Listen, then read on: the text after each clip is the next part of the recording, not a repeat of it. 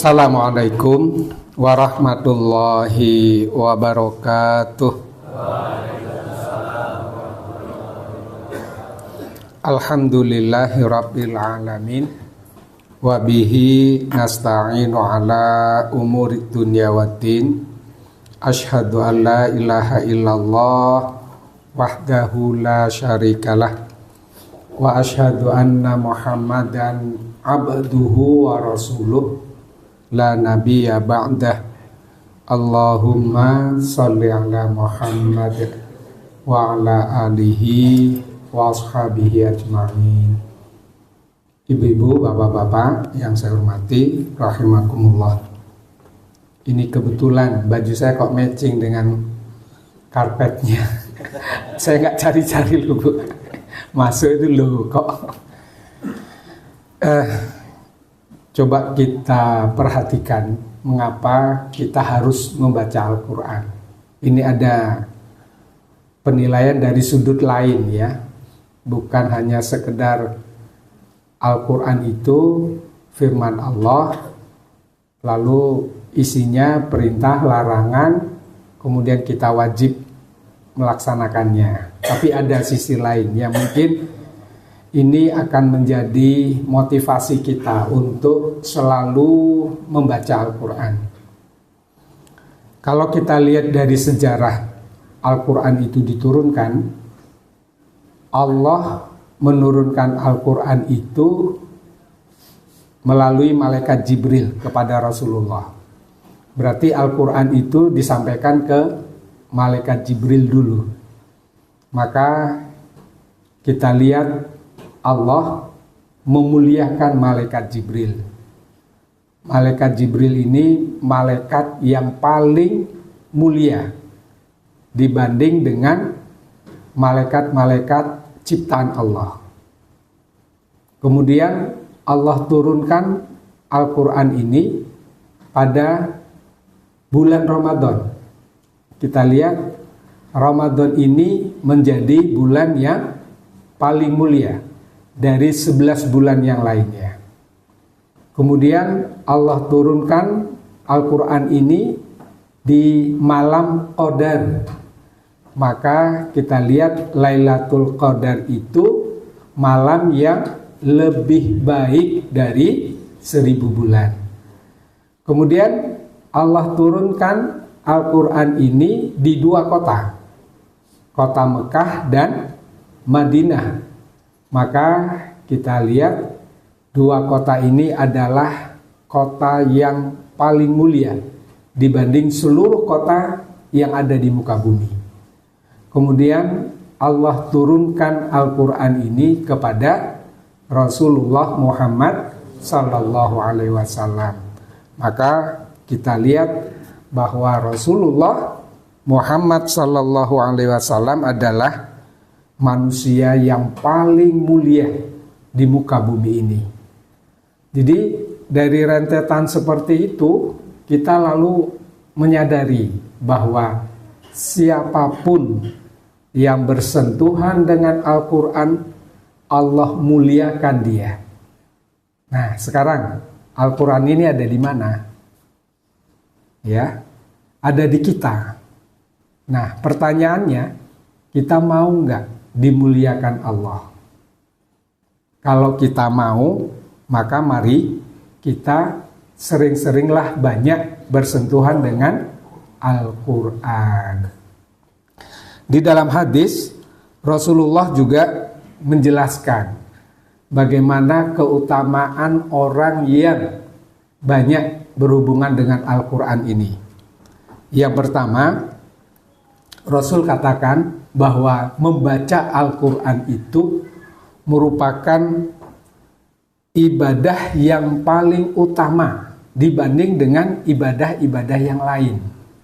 Di dalam hadis, qala Rasulullah sallallahu alaihi wasallam, afdalu ibadati ummati qiraatul Quran. Rasulullah sallallahu alaihi wasallam bersabda, sebaik-baik ibadah umatku itu adalah membaca Al-Quran. Kemudian yang kedua, orang yang membaca Al-Quran ini, Allah akan beri dia ganjaran pahala berlipat-lipat. Dalam hadis Rasulullah bersabda, "Man qara'a harfan min kitabillahi falahu bihi hasanah. Wal hasanatu bi asyri amthaliha. La aqulu alif lam mim harfun walakin alif harfun walamun harfun wa mimun harfun." Kata Rasulullah, siapa saja yang membaca satu huruf dari Al-Quran itu, maka dia akan mendapatkan satu kebaikan. Satu kebaikan itu dilipatkan menjadi 10. Jadi artinya kita mendapatkan 10 kebaikan. Kata Rasulullah, aku tidak mengatakan alif lam mim itu satu huruf. Tetapi yang dimaksud satu huruf itu adalah alif lam mim. Berarti ada berapa huruf? 3. Baru baca alif lam mim. Belum lagi nanti kita baca dzalikal kitabul la raiba fiih dan seterusnya. Dzalika za lam kaf. Al kitabu alif lam kaf ta ba la roiba la lam alif 2 roiba ro ya ba dan seterusnya. Luar biasa ganjaran pahala yang diberikan Allah kepada orang yang membaca Al-Quran itu. Kemudian yang ketiga kata Rasulullah, Al-Quran ini besok di hari kiamat akan memberi syafaat kepada pembacanya. Apa yang dimaksud dengan syafaat itu? Syafaat itu penolong. Jadi nanti kita semua ini dihadapkan kepada Allah. Dimintakan pertanggungjawaban atas perbuatan kita di dunia. Orang yang membaca Al-Quran, dia akan didampingi Al-Quran. Dia akan membela, ya Allah, hambamu ini di dunia selalu menyentuh Al-Quran. Maka Al-Quran itu akan memintakan ampunan atas dosa-dosa kita. Al-Quran itu akan memintakan supaya kita ditempatkan di surga Jannatun Na'im. Itu Al-Quran sebagai syafaat. Kemudian yang terakhir kata Rasulullah, orang yang membaca Al-Quran itu, dari Aisyah Rasulullah bersabda, orang yang membaca Al-Quran dan ia mahir membacanya, maka selama dia membaca itu, dia bersama para malaikat. Jadi dia dikelilingi oleh malaikat. Sedangkan orang yang membaca Al-Quran masih dengan terbata-bata dan masih merasa kesulitan dalam membacanya, maka baginya 2 pahala. Jadi Bapak Ibu, kita yang sudah lancar ini fasih membacanya, benar makhrajnya, benar panjang pendeknya, benar tajwidnya, lancar, itu namanya mahir. Maka selama kita membaca Al-Quran seperti itu, malaikat itu mengelilingi kita. Kalau sudah malaikat itu mengelilingi kita, setan itu nggak berani dekat. Dia takut dengan malaikat. Maka kalau kita berdoa setelah membaca Al-Quran, yang menyampaikan doa kita itu langsung malaikat yang mengelilingi kita itu kepada Allah. Coba, doa apa yang tidak dikabulkan Allah kalau sudah malaikat yang menyampaikan?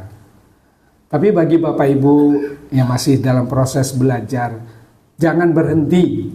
Sebab dalam belajar itu juga ada huruf Al-Quran yang kita baca.